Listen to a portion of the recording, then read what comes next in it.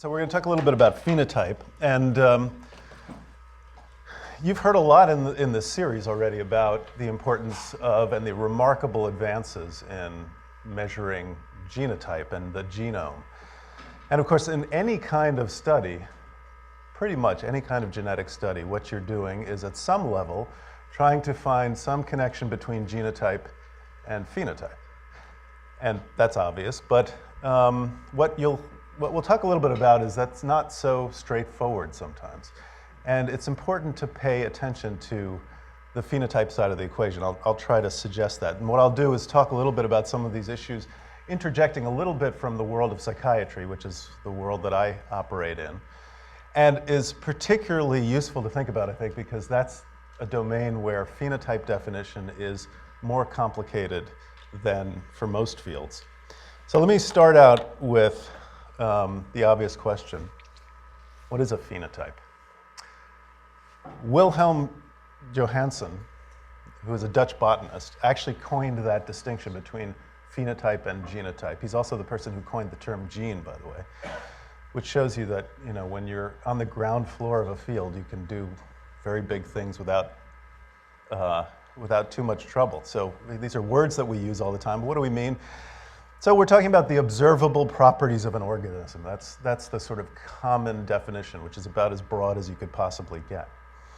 And we should think about what that means for any individual study that you're thinking about doing, and why also we care about these issues. And we'll talk a little bit about that. How many people here are involved at some level in the phenotype aspect of genetic studies? Okay, so a lot of people. Good. So this, Danish, by the way. What did I say, Dutch? I meant Danish, thank you. Good. I was testing there. So let's talk about some of these issues. One issue is, how do you choose a phenotype to study? Why are you bothering looking at this particular phenotype, at myocardial infarction or depression or whatever? Then, once you've selected a phenotype, how are you going to measure it? And how are you going to measure it accurately? And that turns out to be an important issue. And then, are there ways you can refine the phenotype to enhance either the power of your study or the informativeness of what kinds of relationships you're finding? So I'd say that there are really three reasons that you might care about this. The first is, you're going to invest a lot of time and effort in doing a genetic study. And if you are looking at something that is very minimal genetic component, that is, genetic variation, is contributing very little to individual differences in this phenotype, you're going to be spending a lot of time and money on something that may have limited yield. And so we care a lot about trying to identify phenotypes that are going to be particularly useful and maximize our probability of finding things. And that gets to the second thing, which is that phenotype definition can have a huge impact on power. Not always in the ways that you might expect, and we'll talk a little bit about that. But, you know, if I said, why don't you go out and do a genome-wide association study of chest pain,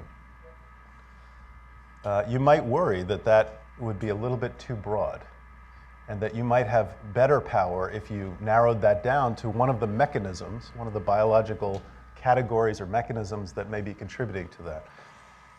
And the final thing that we'll talk about is sort of a newer wave, which is to use phenotype definition on the back end. After you've found variants that you think are convincingly associated or implicated in a phenotype of interest, can you then go deeper and figure out what's the spectrum of phenotypic action that these variants confer?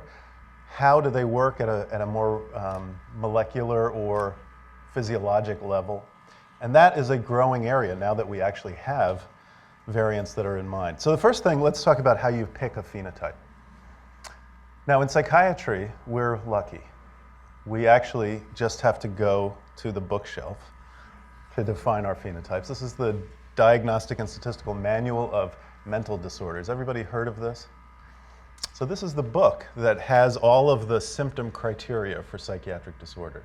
So if you want to know how to define depression, you go to this book and you look it up, and you're done. The problem is that it's not exactly clear where those definitions come from all the time.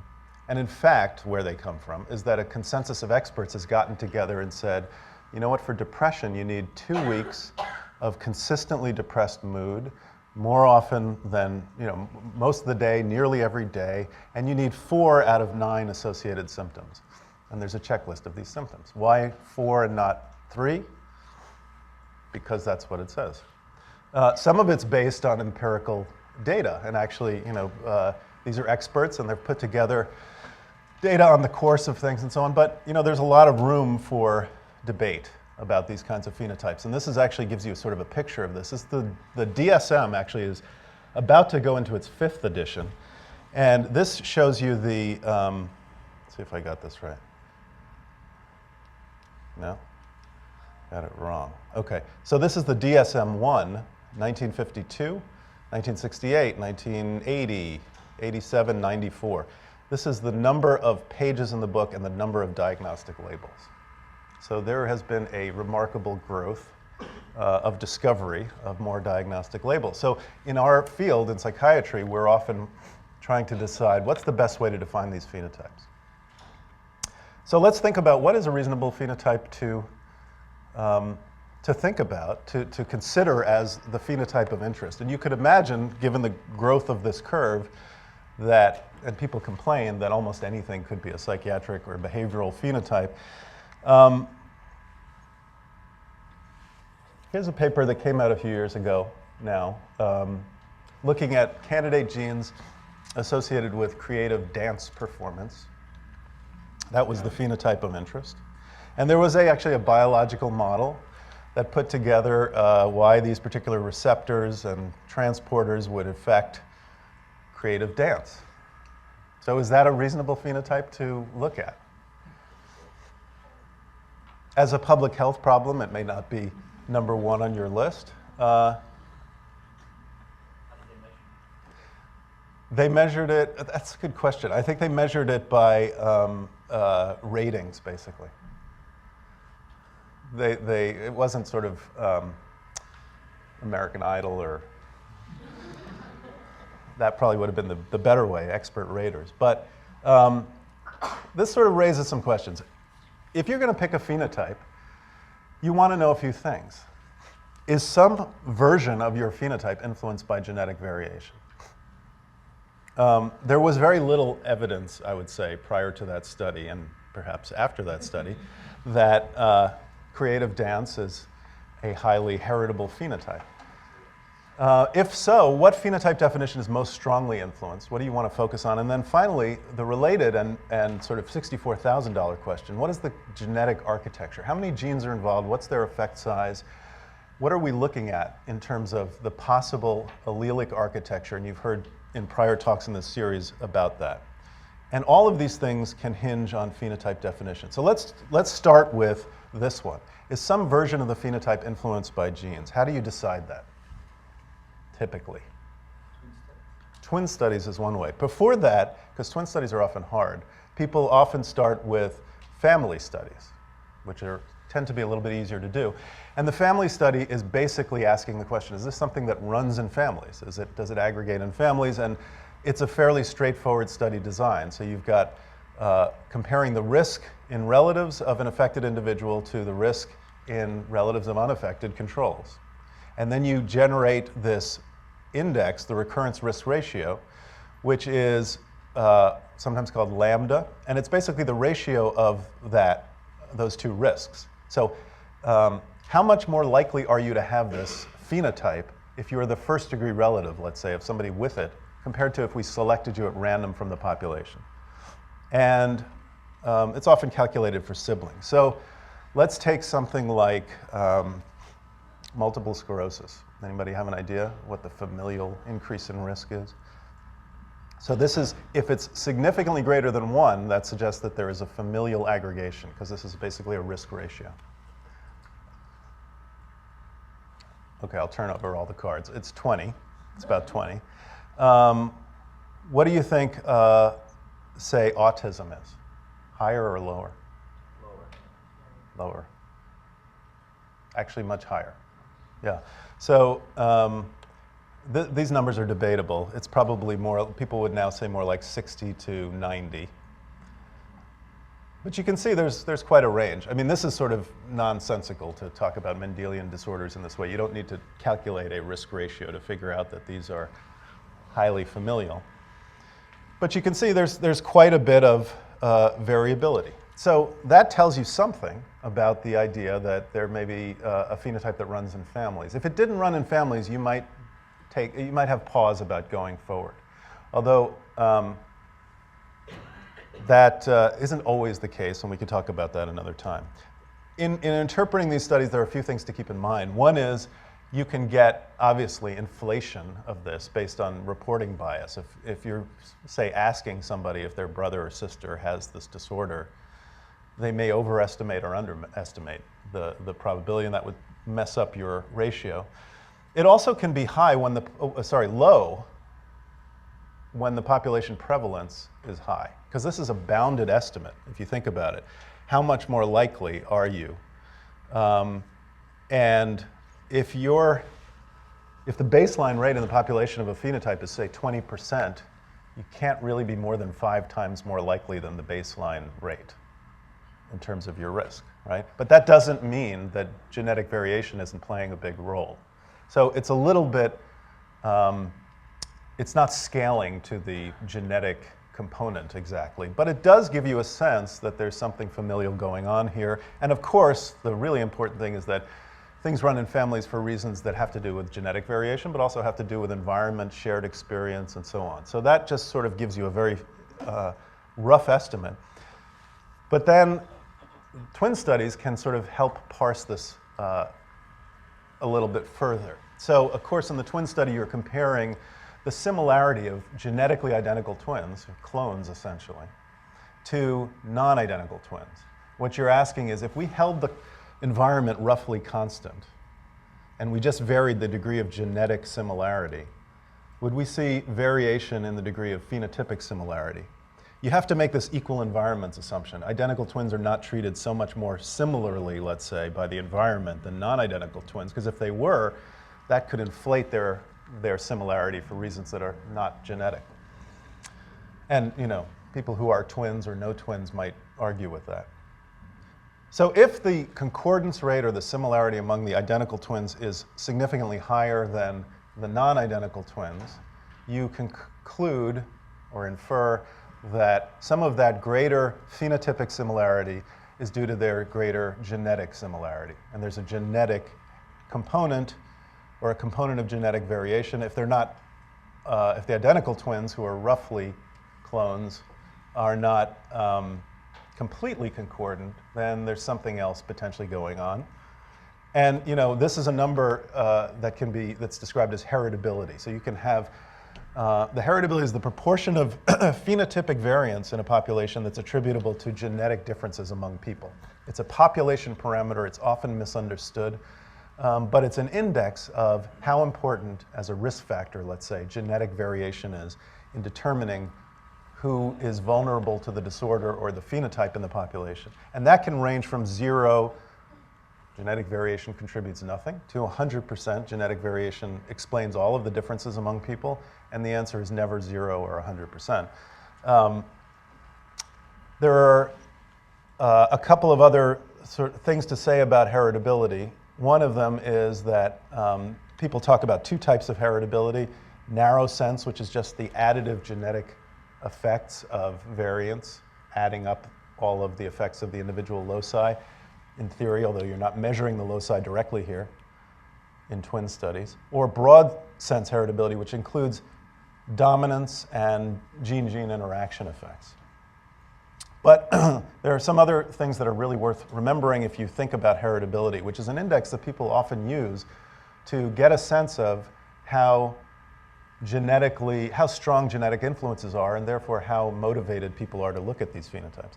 It doesn't include things like gene-environment correlation. That is, if your genes actually increase the likelihood that you would be exposed to an environment that contributed to the phenotype, that's not being picked up here. And that turns out to happen in behavior and psychiatric disorders and probably other disorders like diet and substance use and so Gene-environment interaction is not in the term, and epigenetic effects, which may be related to gene-environment interaction, maybe not, are also not in there. So it turns out that identical twins have a greater similarity in their epigenetic marks, which can influence gene expression, which could influence their concordance, and that might inflate the apparent heritability that's due to genetic variation.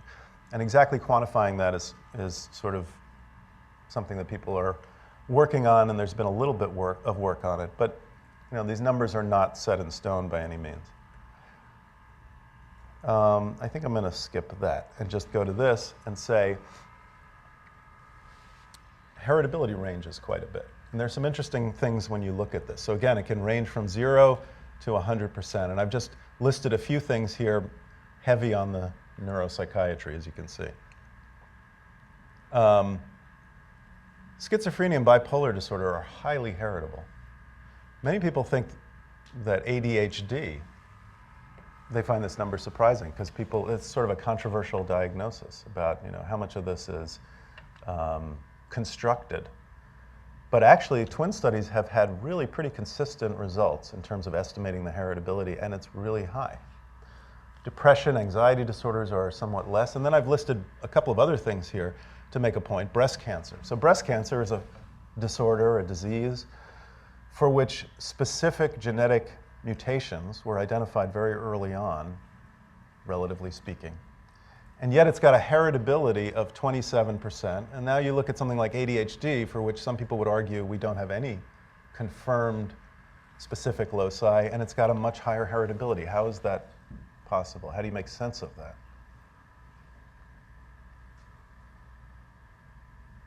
Has to do with what is heritability really telling us.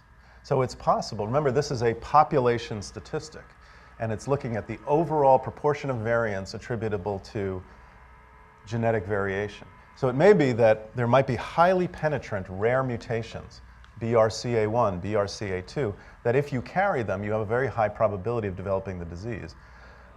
But they may not be contributing at a population level to most of the differences in disease risk. Whereas you could have something like ADHD, where maybe there are hundreds or thousands of genetic loci contributing, but each such a tiny amount that they're very difficult to find. And so that underscores the issue that heritability doesn't really tell you much about genetic architecture and about what the effect sizes you could see would be. So in terms of phenotype definition, heritability is useful. It tells you that there is genetic variation to be found that's underlying this trait, but also limited in terms of how much it tells you. Here's another example of that. You would think that the more heritable, the better, perhaps, in terms of genetic architecture. So here are two phenotypes that are highly heritable. Height. Anybody know what this picture is? I don't know if you can see it. Yeah, it's all the James Bonds. Mel Gibson is here. I think that's Roger Moore. Yeah. What's that? Yeah. Then go ahead. And weight BMI, right? So these are highly heritable. As you probably know, work done here and internationally through the GIANT consortium has put together genome-wide data for these phenotypes at a very large level. We're talking about 250,000 people identifying 32 loci, but the proportion of variance explained so far there is 2.5%. For height, again, close to 200,000 people. These are big studies to do. Fortunately, they're easily measured phenotypes. But that doesn't mean the fact that they're easily measured and highly heritable, that they're going to have a simple architecture. So if you think about it, in some ways, that's not that surprising, right? Because think about what height and weight are. They are the integration of so many things that go on in your body, right? Everything from your diet and growth factors and how your bones develop, and practically every system you could think of in your body is probably contributing in some indirect small way. And so that may account for a little bit of why this is not so simple. Okay. Heritability caveats, just the last point to drive this home. Heritability means that at least one gene is operating on this trait, and 60%, say, if a heritability of 60% would mean that 60% of individual differences in the population are attributed to the additive effects of genetic variation. It doesn't mean that 60% of your, Aunt Zelda's obesity is due to genes and 40% isn't or something. It's not an individual level measure, and it doesn't tell us much about genetic architecture. And it also varies, because this is a ratio, right, of the genetic variance over the total phenotypic variance. And the other part has to do with environmental variance. So if the environmental variance shifts, or the phenotypic variance shifts, you can have shifts in the apparent heritability. This is an example that people may be aware of, which was a study that looked at the heritability of IQ by socioeconomic status. And what you see here is the additive genetic component, the shared environmental component, and the individual specific environmental component. Those are the components that this is often decomposed into. The apparent heritability seems to rise with increasing SES, and the environmental effect seems to fall off. How is that possible? What could that mean? Maybe over time people live the same lives? Yeah, it could mean that, when resources are scarce, small differences in environmental availability of resources can have a big effect. When you reach a threshold of relatively abundant resources, it's possible that little differences in the amount of stuff you have or your access to one great educational system or another is not going to matter as much. And so then you see the relative influence of genetic variation increase. Nobody really knows the answer to this, but it's intriguing. Okay, I'll skip that and just make this point again, because it's, I think, important. And that is, you can get to the exact same heritability by very different architectures. So if you think about the contribution of an individual locus, let's say it's 12%, under a Mendelian dominant scenario where it's a very rare mutation, this might be something like Huntington disease, and having that mutation really shifts your risk. You can come up with this same locus-specific heritability by having a much more common disease that's non-Mendelian with a common variant that slightly shifts your risk. So what you really care about if you're sort of designing a study is, to some degree, what the genetic architecture is going to be. And heritability is giving you a rough estimate of that. The other thing is, once you've decided there's some phenotype you're interested in, how do you measure it precisely? What are you going to do about it? And you make lots of choices there. For those of you who are involved in these kinds of studies where you're trying to actually design the study, you have to make all kinds of choices. Is it going to be a continuous trait? Is it a dichotomous phenotype? Is it normally distributed? And there's a threshold, let's say, after which you would call somebody ill. Think about blood pressure. We call hypertension 140 over 90, right? Is that meaningfully different from 139 over 89? Does that mean that person, it is meaningfully different? I mean, who knows? Well, actually, I think we could say that that's probably not meaningfully different. That's within the margin of error, basically. So to make a dichotomous phenotype and call everybody below that not affected might dramatically reduce your power. And yet, we do know that that definition has actually served people well in terms of clinical phenotypes. You could ascertain the extremes of this trait distribution, and that can sometimes maximize your power. If you do that, treating it as a quantitative trait doesn't get you much, because you've basically restricted your range to cases and controls. And there's a lot of debate about whether it is better to define something as a quantitative trait, if it really could be quantitative, or as a case-control dichotomous kind of phenotype. And it turns out the answer depends. It depends on a number of factors. I'll just show you this example of how it actually could do better to dichotomize, because usually we think that treating it quantitatively is going to be better. If we assume that there's some liability threshold above which you have disease, then the case control design can actually be more powerful, because basically you're enriching your sample for cases. And especially if the disease prevalence is low, you may not be getting the full distribution if you just sort of collect a random sample. And so it turns out that for diseases that have a prevalence less than about 10%, these simulations show that having a higher proportion of cases is going to get you more power. And so ascertaining on the extremes in that sense can be more powerful. But also, these subtle differences in phenotype definition can give you different results. We've seen this empirically now. And it's a little vexing, because you don't know ahead of time what the optimal phenotype is. And if you make small changes and you find differences in your results, what do you make of that? So here's a recent example of a study that looked at nicotine dependence. One of the most common ways you define whether somebody is a smoker or nicotine dependent, at least in genetic studies, has been to ask, how many cigarettes a day do you smoke? That turns out to be a pretty reliable and somewhat predictive phenotype. In this case, what was found was that if you actually define it as nicotine dependence, which is a categorical DSM diagnosis, you detect a locus, genome-wide significant, in a gene that has been previously sort of implicated in smoking, that you don't detect when you treat this as a quantitative cigarettes per day trait. So why could that be?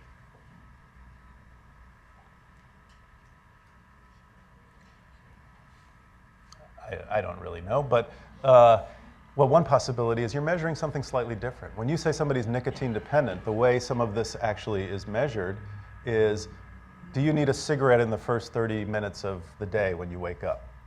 And a couple of other things that have to do with something more than just the quantitative number of cigarettes that you're smoking. There are lots of sources of misclassification when you think about genetic studies that we have to keep in mind in terms of phenotype. One is phenocopies, that is, you've got the phenotype for reasons that may have to do with other factors than the genetic variants you're looking at. Incomplete penetrance, of course, that you have the genetic risk factors, but you don't express the phenotype. So if you're thinking about cases and controls, you might call those people controls when in fact they carry the liability. Variable expressivity, meaning that the same genetic variation or vulnerability can be expressed in lots of different phenotypes, and you may not be quite capturing them. And of course, genetic heterogeneity, meaning there may be many genetic paths to the same phenotype. So there's a lot to worry about. And if you think about, for example, a study of Alzheimer's disease, let's say you look at ascertained cases, and you're ascertaining these based on clinical variables. You don't know exactly what's going on in people's brains. There's a state of nature of the true positives and the true negatives, but you're not really exactly capturing that when you do your clinical ascertainment. And that can be a problem. And it turns out that it can be a big problem. So this is some simulations that show you what are the power implications of these kinds of diagnostic errors. You're designing your study, you're going to ask for money, you're going to plan for how many subjects you need, okay? So this is for a ridiculously liberal alpha level, p-value threshold of 0.05, but put that aside for a moment, it doesn't really matter. And for the population prevalence of a disease of 1%, that might be schizophrenia, let's say. If there were no diagnostic error, you would need a few hundred cases and controls to get to 80% power. As you start having false positives and false negatives, even at a relatively low rate, you rapidly increase those sample size requirements. A couple of rules of thumb: a 10% decrease in phenotypic accuracy might give you about a 20% decrease in power. And typically, false positives, especially if a disease is relatively uncommon, that is, calling an unaffected a case, is worse than calling a case an unaffected.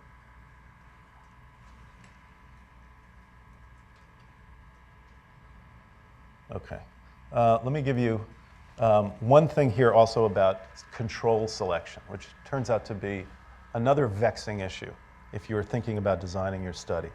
So there are all kinds of, yes? Sorry, can you ask that? Mm-hmm. Can you talk more about that second point? Does that depend on the structure of how prevalent the phenotype that you're looking at? It definitely does. Okay. It definitely does, and actually you can see that in this slide.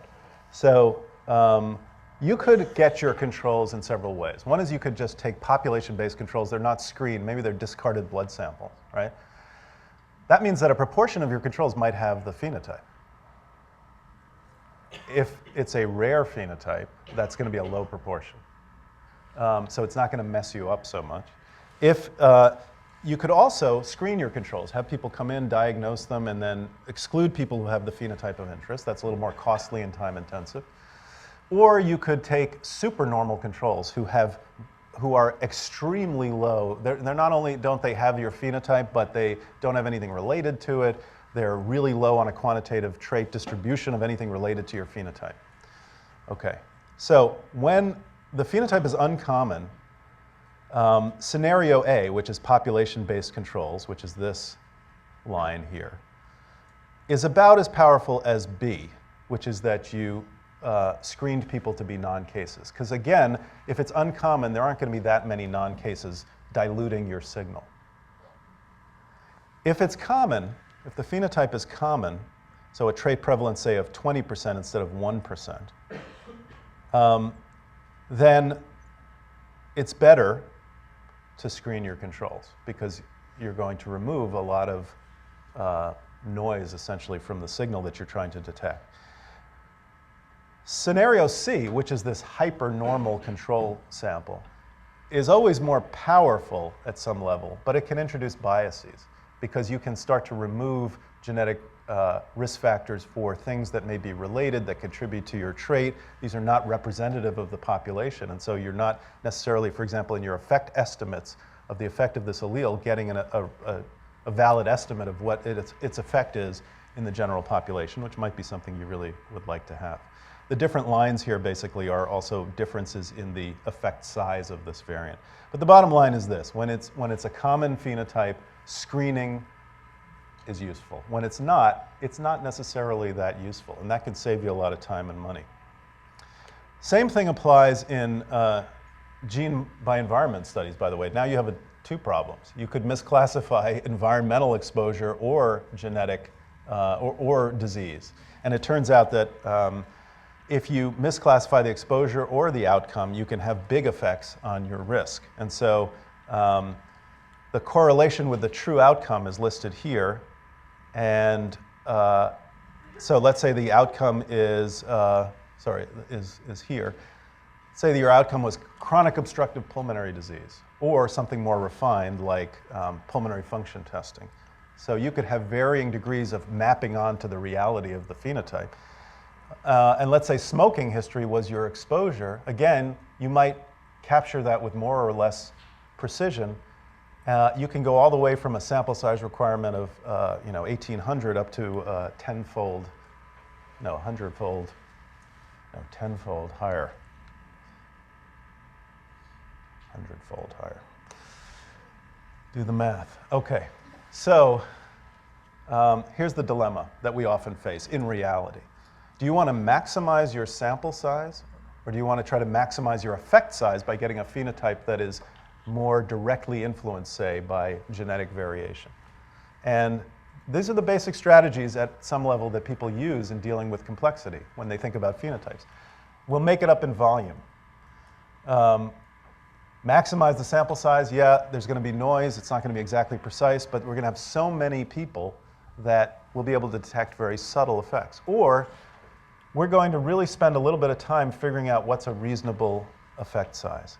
And this has become an extremely important issue lately because there are now vast resources for relatively low-level phenotyping that can be done. Population-based registers of millions of people, for example, the Scandinavian registers, in which blood samples and phenotypes are available at a low level often for millions of people. Electronic health records now becoming available that increasingly capture extremely large populations but relatively subtle phenotypic detail. We're doing a study like this actually in bipolar disorder using a system in which we can extract information from the medical record about affection status or not. And it turns out that if you do this in a relatively sophisticated way, in this case it applies natural language processing, which is sort of getting details of symptoms and things, and medications and so on, you can come up with a phenotype definition that's a sort of automated way of doing this that's actually pretty predictive. So the positive predictive value against the extensive clinician interview turns out to be high, more than 85%. So this is, in some ways, the wave of the future. There's been a lot of work done, including here at the Broad and elsewhere. Robert Plenge and colleagues have done GWAS with phenotypes derived from electronic health records and found that the effect sizes that you pick up there are pretty much the same as what you do when you do these very detailed in-person kinds of evaluations. But that doesn't always work. And if I take us back to psychiatry, I showed you that line of all the diagnoses, and we have hundreds now, right? We had one in 1840. The 1840 census was the first time people tried to catalog how many people had mental disorders, and they had a category called idiocy insanity. You might think that if that were your phenotype, it would be too broad, right? In some ways, that could capture many of us, including me, on many days. So you might want to refine this a little bit. And sample size phenotypic specificity can be useful. We've seen this in early onset medical disorders, breast cancer, Alzheimer's disease, where specific mutations were found looking at early onsets. It can help when there are biological differences in pathways or in mechanisms that really separate a phenotype into a structured set of phenotypes. Stroke is a good example, where there are two basic kinds of stroke that people talk about: ischemic stroke, a blood clot or some other reason, atherosclerosis, blocks off blood flow to a part of the brain and a stroke occurs, or there's an actual bleed in the brain. Most of them are ischemic, but it turns out among ischemic strokes there are three varieties, three big categories: large vessel strokes, small vessel disease, and emboli that come from often the heart and cause strokes. In the largest, most recent meta-analysis of stroke loci, the results were very interesting. So this is a very large study, a discovery sample of about 12,000, 62,000 controls, and a replication sample that was similarly large. And they detected and replicated 4 loci. All of them were subtype specific. So had they used ischemic stroke overall, and this is just the table from that. So what you can see is these are the individual loci that were identified. And there's one line here, essentially, that shows really a strong effect, not seen in the other subtypes. Here's a case where we know something about how different strokes occur. And it would be reasonable to think beforehand that there's going to be differences and worth subphenotyping to get more precision. The problem is there are lots of ways you can slice this, right? So what you don't want to do is just test every single phenotype, not correct for the fact that you tested every single subtype you could imagine, and find something, because you will find something. You need to correct, obviously, for type 1 error. And there are ways that you can handle your data in ways that will reduce the number of tests that you're going to have to do. Each of these has a trade-off. And one of them you always want to do is specify a priori what you're going to look at if possible, and to be explicit about the number of tests. But there are also things that you could do to reduce the data, to, say, take 50 traits and reduce them to either a multivariate collection of traits, or actually do a factor analysis and reduce them to dimensions that along which they vary. If you are or will be involved in reviewing grants and studies, you undoubtedly will be, or already are, you have to make these kind of choices. Is it worth investing in some massive low phenotyping study, or do you want to spend the same amount of money, get fewer things, but have more phenotypes? One thing that people have been very interested in psychiatry and elsewhere is the notion that you could get closer to the genetic substrate by identifying a phenotype that's not this sort of clinical diagnosis that goes on in an office, let's say, but something more directly related to gene action. For asthma, maybe it's serum antibody levels, these sort of reactive IgE antibodies. Or maybe it's neuroimaging if you're looking at neuropsychiatric disorders. And the notion is that the more proximal, perhaps, the simpler the genetic architecture, and that might maximize your chances. And these are some characteristics of endophenotypes or intermediate phenotypes that people often look for. Should be reliably and feasibly measured. It should be associated with the illness, obviously, in the population.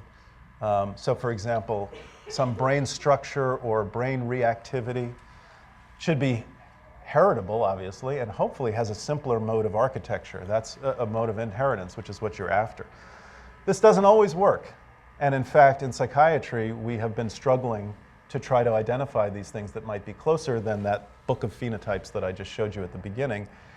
One thing that has been identified as an endophenotype, perhaps for psychiatry, for mood disorders, for example, is the size of the hippocampus, a region of the brain that's involved in memory and mood. And recently, some large consortia got together and put together thousands of brain scans. And were able to detect genome-wide significant loci associated with hippocampal volume. But look at the sample size here. We're not doing much better than the diagnoses that we started with.